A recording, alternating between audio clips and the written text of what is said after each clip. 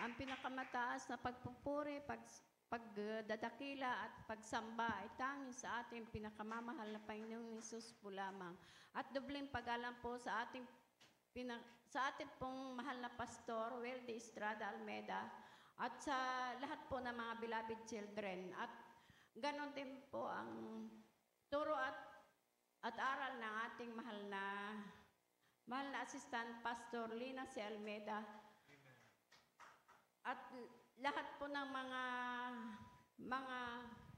mga preacher po dito, lahat po ng mga manggagawa ng mahal na Panginoon dito sa dako ng LA, sa dako po ng LA, at lahat po ng ginagamit ng mahal na Panginoong Hesus. Nagpupuri po ako at nagpapasala at sa mga beloved webcast viewers po. Hallelujah, in Jesus' name. At nagpupuri po ako at nagpapasalamat sa ating mahal na Panginoong Hesus dahil po nakarating po kami na maluhati dito sa inyong banal na gawain na sa pagpapala po ng ating pag-iingat ng ating mahal na Panginoong Hesus sa paglalakbay namin dito po sa dako po ng LA. Kaya maraming pong salamat. Hallelujah. Nagpupuri po ako at nagpapasalamat sa ating mahal na Panginoong Hesus dahil po, nung hindi pa po ako nakakakilala sa ating mahal na Panginoong Hesus, marami rin po akong mga bisyo, mga katigasan po ng ulo,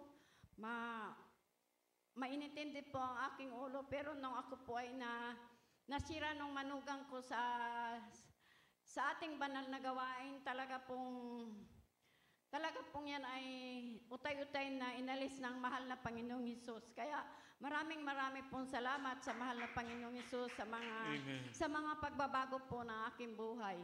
At nagpapasalamat din po ako sa mahal na Panginoong Hesus dahil po, nung hindi pa po ako nababautismuhan dito sa ating banal na gawain, 5 taon na rin po akong umiinom ng high blood po. Sa 5 years na po talaga yon. Pero nung ako po ay nabautismuhan sa pangalan ng mahal na Panginoong Hesus, talaga pong instant na pinagaling ang aking high blood. Amen. Kaya maraming pong salamat sa mahal na Panginoong Hesus. Nagpapasalamat din po ako sa mahal na Panginoong Hesus dahil po nito pong 2021, talaga pong sinubok na naman po ako ng mahal na Panginoong Hesus na talaga pong ako ay tumaas po ang BP ko ng 214, tapos po mahigit 100 ang Talaga pong sabi po ng aking mga anak ay dalhin na po ako sa emergency, pero talaga pong pinakipaglaban ko ang aking pananampalataya na walang imposible sa mahal na Panginoong Hesus. Amen. Talaga pong grabe talaga po ang taas, pero talaga pong wala akong nararamdaman. Pero sabi po ng mga anak ko, talagang pag ganyan na po kataas, pag 180 na po pataas, ay talaga pong yan ay kailangang dalhin na sa IR. Pero sabi ko, walang imposible sa mahal na Panginoong Hesus, yes, dahil nakilala ko na siya siya ang ating dakilang manggagamot. Kaya maraming pong salamat sa mahal na Panginoong Hesus. Hanggang sa oras na ito, talaga pong wala na po ako ininom na gamot simula nung ako mabautismuhan. Kaya maraming pong salamat sa mahal na Panginoong Hesus.